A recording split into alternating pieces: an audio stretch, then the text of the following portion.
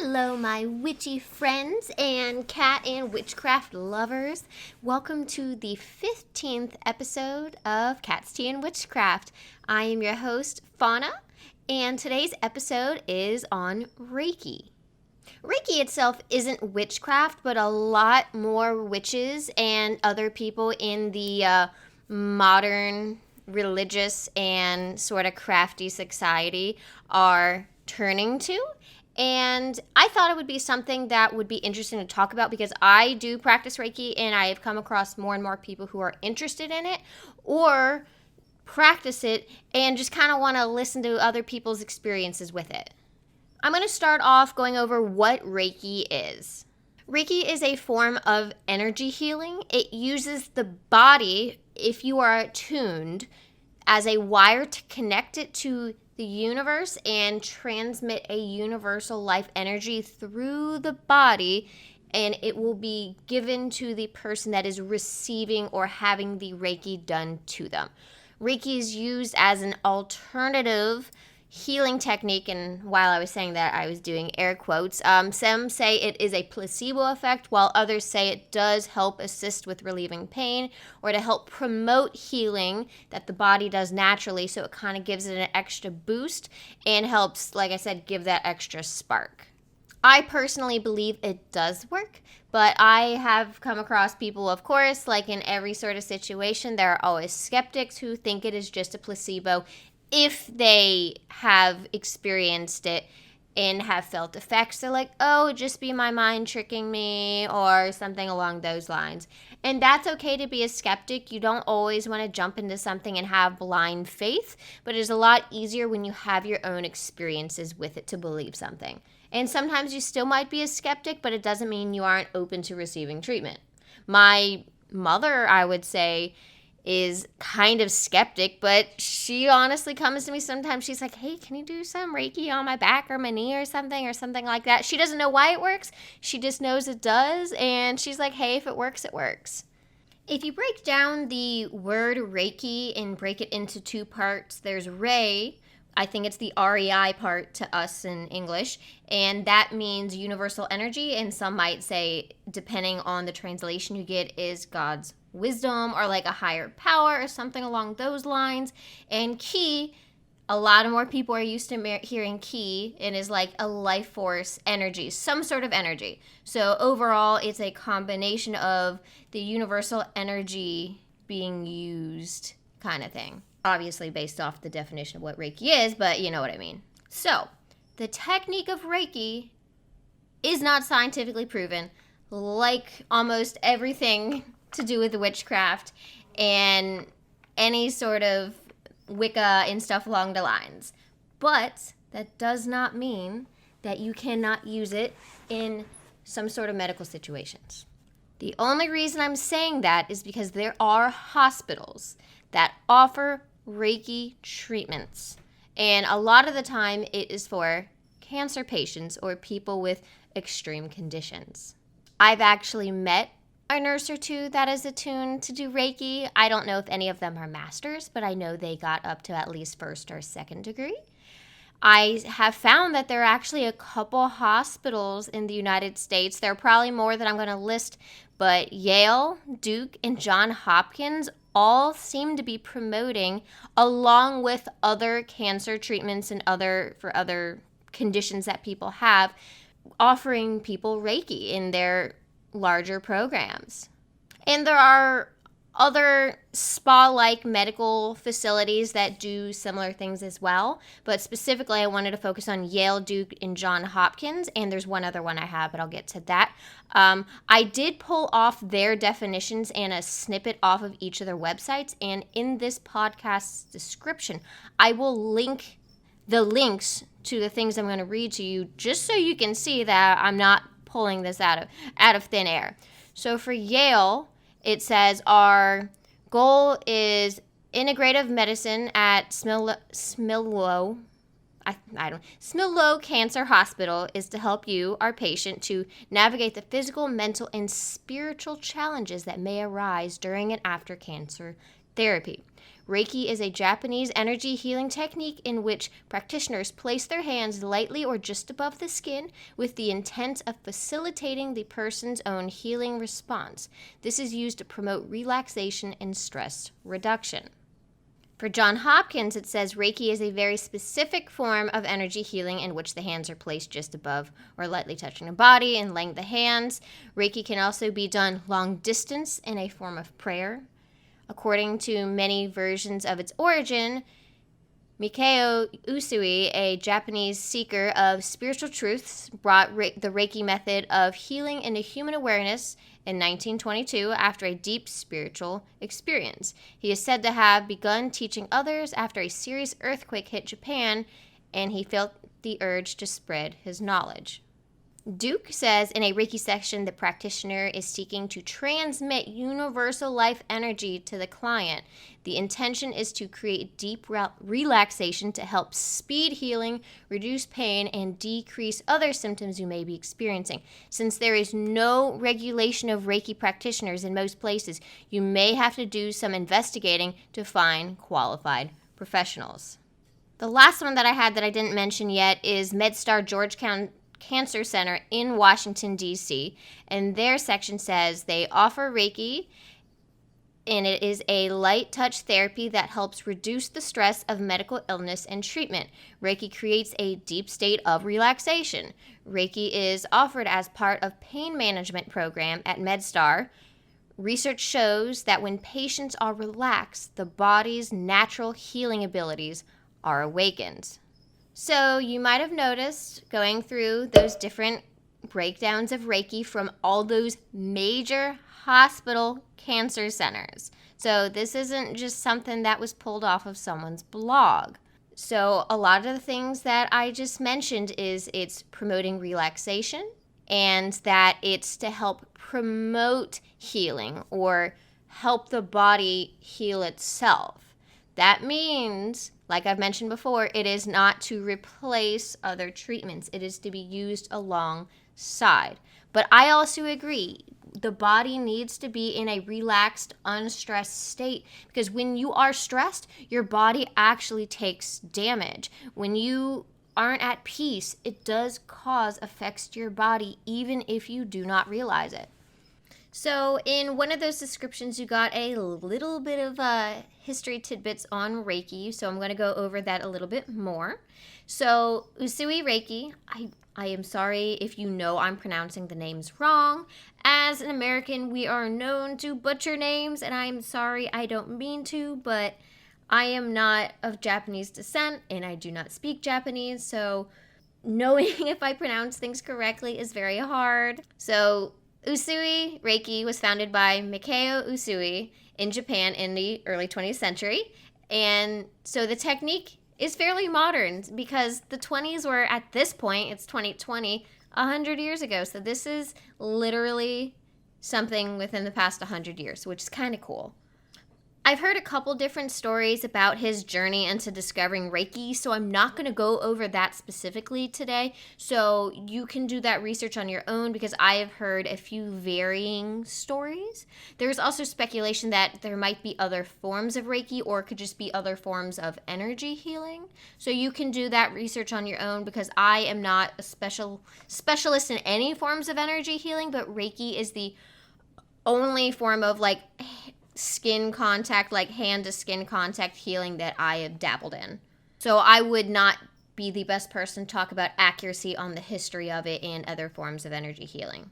So over time, as he was developing his Reiki techniques, he decided that he was going to add some ideals to the practice of Reiki. These ideals came from the 5 principles of the Meiji Emperor of Japan. I probably butchered that name as well, who Usui admired.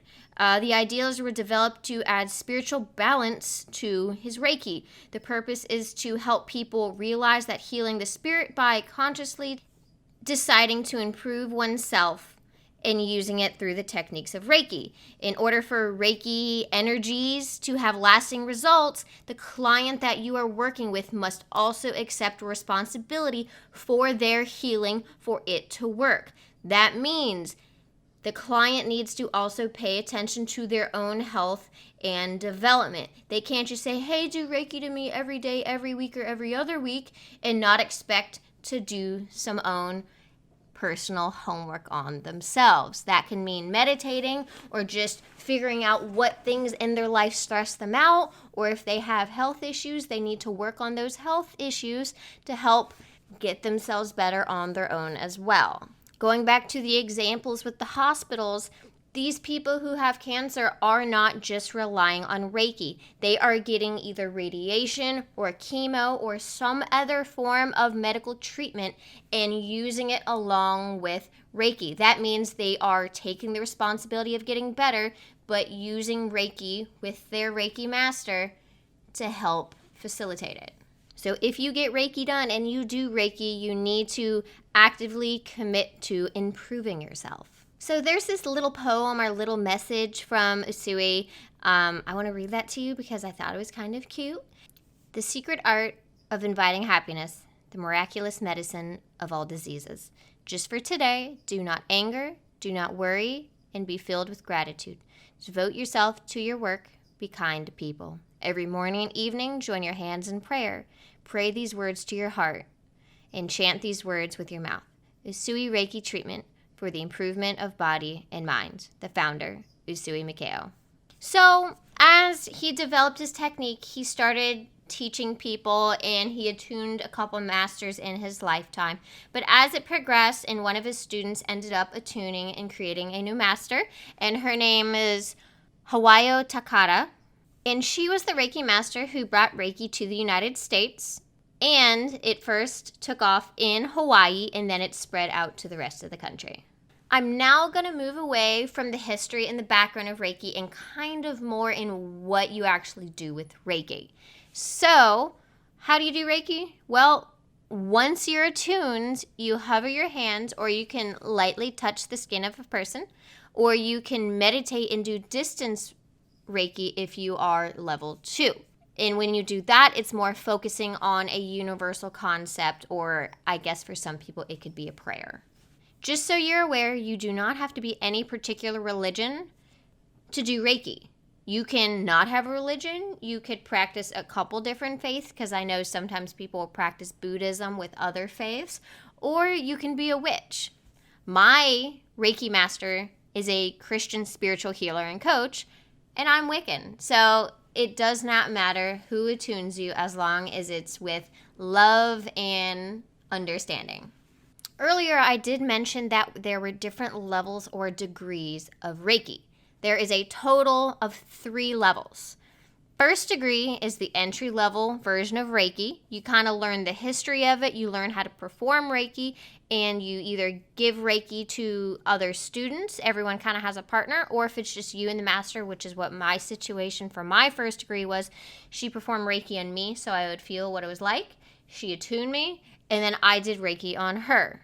So that initial attunement is just getting you connected to Reiki. It's just turning on whatever button that the masters are trained to do.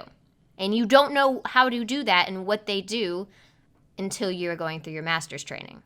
Second degree, you learn the first initial 3 power symbols of Reiki, which is how and what you do to kind of activate your Reiki. Once you get attuned to be second degree, I think that's kind of how I was taught what that is, because when you do first degree Reiki, you don't learn and you don't use power symbols when you do Reiki unless you create your own kind of system. But I feel like now looking back, it wasn't as strong, but I might not have had as much control as when I got to second degree. When you're in second degree, you learn those power symbols, and you also learn how to do distance Reiki. So, and then this is where it kind of is a little easier to kind of work on emotions and the energy of someone who might be going through hard times, and kind of getting a little bit more powerful in your practice. The third level is the master level Reiki. You will learn additional symbols, but you will also learn how to attune people as well, because now you are a master. And after this, I don't know very much about what comes with the master level, because I am not a Reiki master. Something that I do want to go over that I've kind of heard back and forth things about through reading other books and through different forums online is, do you need to be attuned to do Reiki? In my opinion and how I've been taught, yes, you do need to be attuned to do Reiki, at least Usui Reiki, to become a master or to do his style of Reiki. Like I said, there might be other forms of Reiki or just different types of energy healing.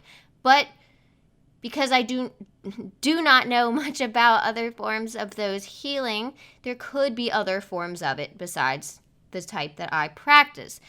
So those practices might not require you be attuned, but in Usui Reiki, you do. So if you're doing some sort of energy healing and you haven't been attuned, you're probably doing energy healing, but probably not this specific type. But feel free to disagree with me. Another thing that's really important to know if you are interested in being attuned to Reiki is how much it costs. I got this information on Reiki.org, but it is accurate to what I have been taught in the past, but I wanted to have something that you can actually see and know that I'm not making it up. It says, as time went by, Miss Takata contemplated the need to train other Reiki masters. She realized that the Japanese concept of respect might be different or difficult to instill into Western minds. Because Reiki mastership is so easily learned, being simply passed on during a Reiki master attunement, she felt that Westerners might not value it. So she devised a plan by charging a large sum of money for those wanting to become Reiki masters. She felt that money was something that Western people understood and respected, and this would create the appreciation and gratitude for Reiki that was needed. Nowadays, some people might call this gatekeeping, but remember, Reiki is not witchcraft. Reiki is a system that was developed in Japan and holds values that are very specific to Japanese culture. So when things started to spread to the United States, it's very obvious that different countries do not have the same core values. So instead of just attuning every Joe Schmo or Jane Doe that came through and them not really understanding the core values, it kind of came down to this system of more of like a tuition cost. If you really want to do this and you are committed to it, you're going to pay a price. So for first degree Reiki, on average, is about $175. For second degree, it could be around $500. For third degree, master degree, it is extremely expensive. And that is around 10,000 United States dollars. I do think this is an astronomical amount, but the master that I have and other masters as well do usually do these prices. So if you are interested in becoming a Reiki master, there might be programs out there where if you're going to a school or doing some sort of program, there might be ways to reduce this cost. There are people out there that are willing to keep these charges lower, but just so you're aware, a lot of places do charge these high prices. And this is one of the reasons that I have not become a Reiki master, which I would love to do. But just in modern life, like I'm under the age of 30, I have a career, I have bills and other things that I need to plan for. So spending $10,000 on Reiki, to me, I don't find is cost efficient for my life. Maybe one day in the future, or if I find a new school or a new master to possibly attune me, I might consider it. But for me right now, it's just not likely that it's going to happen anytime soon. I also don't plan to make a business out of doing healing or doing Reiki, so I don't feel the need to have to go up to that level either. So maybe I might change my mind, but right now I feel very confident in the skills that I have with Reiki and what I can do with Reiki. And since I don't know much about what also the master level offers, I can do direct healing, I can do distance healing, I can do a little bit of emotional kind of relaxation and body as well, and that's all I feel like I need right now, besides it also being expensive. So if you become attuned, you could also do Reiki on yourself. And if you're not attuned, you can go get Reiki treatments done, and you do not have to become attuned yourself. So you can either give or receive Reiki. As someone who's been working with Reiki since I was about 19 years old, one of the most common questions is when I talk about it with someone or they're interested in it, they ask what it feels like. Reiki is different in every situation. When I do Reiki, usually I feel some sort of heat or some sort of like sensation in my hands that lets me know if it's working and when I need to move on to a different part or it is complete. When someone's receiving it, they can feel heat, they can feel cold, tingling, pulsation. One time when I was doing it on their head, they felt like their face was wet and I was hovering. I wasn't touching them, so there was no sweat, no contact, just hovering above and aside the head. And they said their face felt wet, which was really cool. Sometimes when I've had it done to me, I felt like in my head there was a ball bouncing back and forth, and it stopped after that area was treated completely, which is pretty interesting. If you're interested in having Reiki treatments done or getting attuned, there are different places that you can go to. Sometimes there's schools, sometimes there's just individual practitioners that can assist you with it. Or there are local shops that have Reiki masters, just like they'll have mediums and psychics. So if you're looking for one, go online or go to your local witch shops to maybe ask around if they know anybody. You can find maybe websites that are of schools or different spa centers or Reiki treatment centers that may be able to offer these courses to you. So use your good friend, the internet, to kind of help you find what you need.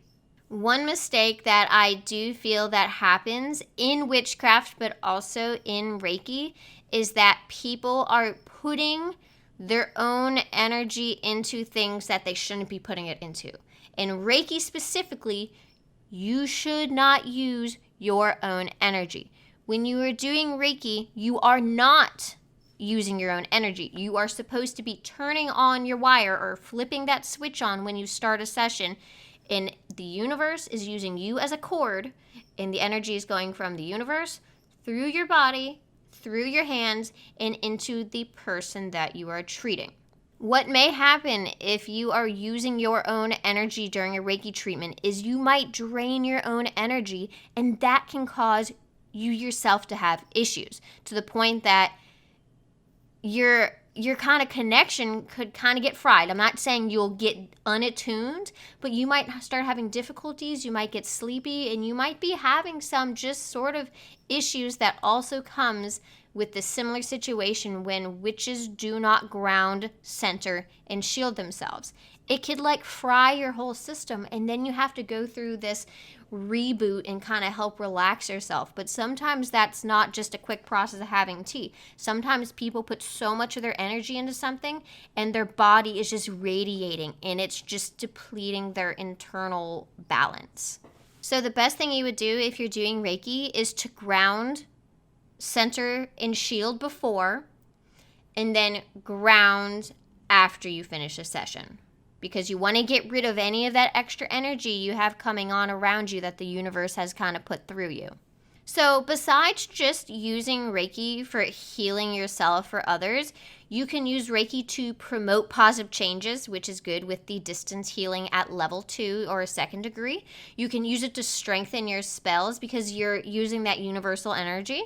You can use it to cleanse your tools and your crystals, which I do more often with it. And there are also a couple things I would like you to keep in mind.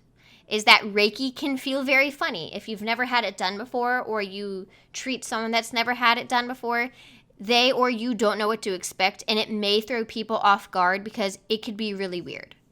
Like the rest of our witchcraft and my witchcraft practices, I will not perform a healing session on anyone or myself if I am not feeling well or I am highly emotional. I would hate to accidentally not be grounded or feel sick and come in contact with someone who is looking for healing and I'm either accidentally affecting them worse or I will make myself feel worse because That's the importance of grounding and being in a calm state of mind. You don't know what's going to happen when your energy is all haywire.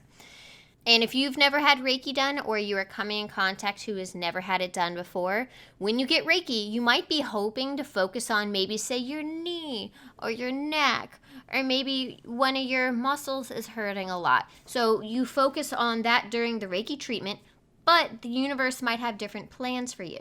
That means maybe you're getting your hip worked on, but then something in your shoulder starts feeling better, and maybe not your hip as much. The universe will move the energy to where it is needed more. If it feels like all those areas need to be treated, you might feel improvement in all those areas, but it will do what it thinks is best for you.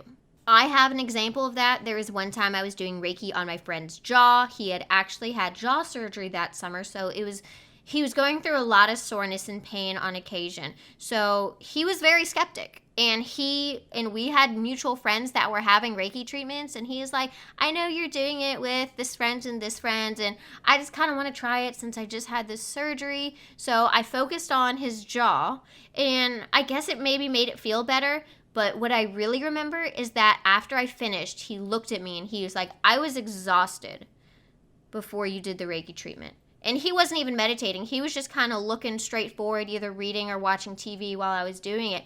And he said that the Reiki treatment made him feel more energized. So we came to the conclusion that whatever universal energy was coming towards us, it thought he needed more energy to get things done. And in that case, if his energy is being depleted because of his healing process, it was affecting him in his daily productivity. So the energy is what he actually needed. That's a bit of the information that I have for you on Reiki. The only other things that I have that is information-wise, and I will give you 3 books now before I start ranting about my own kind of other experiences that are kind of cool, and I'd be interested to see if you guys have had similar experiences. So I have 3 books that I have that I use on Reiki. There's Magic of Reiki by Christopher Penczak. There is a crystal Reiki one, because you could also use crystals during your Reiki processes. So it's called Crystal Reiki, and it's by Krista Mitchell. And then I have one that was recommended to me by my Reiki master, and it's not a Reiki book, but it is a book that is about energy fields in the human body. So it is called Hands of Light, A Guide to Healing Through the Human Energy Field, and it's by Barbara Ann Brennan. So if you're interested in some books that I have personally used, those are 3 that I have. So since I got all the information out to you, I feel like now I can kind of just ramble on about my personal experiences a little more. I've been doing Reiki since I was 19 years old. I knew about it since I was 17, 18 years old from a friend's mom who did it. She did some treatment with us, and she did it on her kids as well, because we did martial arts growing up, so it kind of helped with our muscles and everything, and sometimes we were just in pain from training for so many hours. And I had a lot of cool experiences with my friends and treating them. And so I did a Reiki session once on my aunt's back. And my aunt has rheumatoid arthritis, so she has a lot of issues with pain and being uncomfortable. So she wanted me to do Reiki on her back, because she had previously had Reiki done when she was younger on a different part of her body, and it seemed to really help. So she was like, hey, you're attuned, how about we give it a try? And funny story, her mom actually later got attuned to help with her father as he got sick as he got older, and that was really fun to hear. So I did the treatment on my aunt, and she hasn't been able to crack her back for years because of her pain and her RA. So after the treatment I just maybe did it for 10-15 minutes, and I focused on her back, and she dropped something, but she bent over, picked it up, and her back cracked. She said that she had not been able to crack her back for years. So what I'm assuming happened during that Reiki treatment is maybe the tense muscles that she's had, or maybe some inflammation that she had, was soothed a little bit to the point where she was able to release some of that pressure that was building up in her joints. I've had people tell me that when I got to a certain part of their body, specifically one of my friends, it was his hips, and he said when I got to his hips, he felt a pulsation of energy go from head to toe and just go through his body. Another person, like I mentioned earlier, said they felt their face felt wet. One time when, this was during first degree, and I think there's a reason why for it. So one time I was playing with my friend's hair, and there were a bunch of friends who were just sitting in a circle drinking. And I didn't even know I was doing Reiki, but this is a friend who was aware that I did Reiki because he was one of the ones that did it.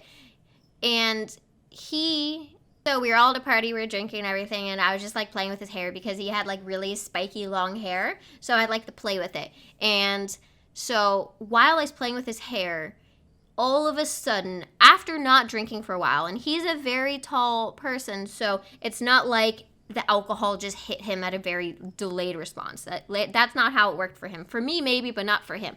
So all of a sudden, he got more drunk while I was playing with his head. And he said it also felt like I was doing Reiki, but I didn't mean to. What I think happened is because I was only first degree in being under the influence was that whatever energy was going through my hands kind of triggered, and it did something with his energy levels and made him feel more drunk. I also have a situation where we were in the same situation with a different friend, but it made him feel less drunk. So every experience is always slightly different, no matter who it is. But since I've been attuned to do second degree, I have not had that issue on accidental Reiki unless I kind of more think about it and I'm prepared to do it, because I think that the power symbols give you more control of your energy and your Reiki, and those are what you learn in second degree.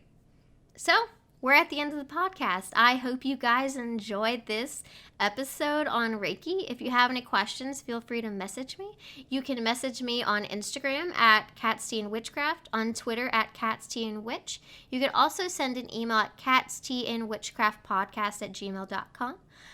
Like I said, I hope you guys enjoy this podcast, and I appreciate every single one of you that listens to these episodes.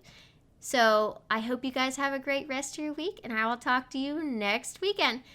Blessed be.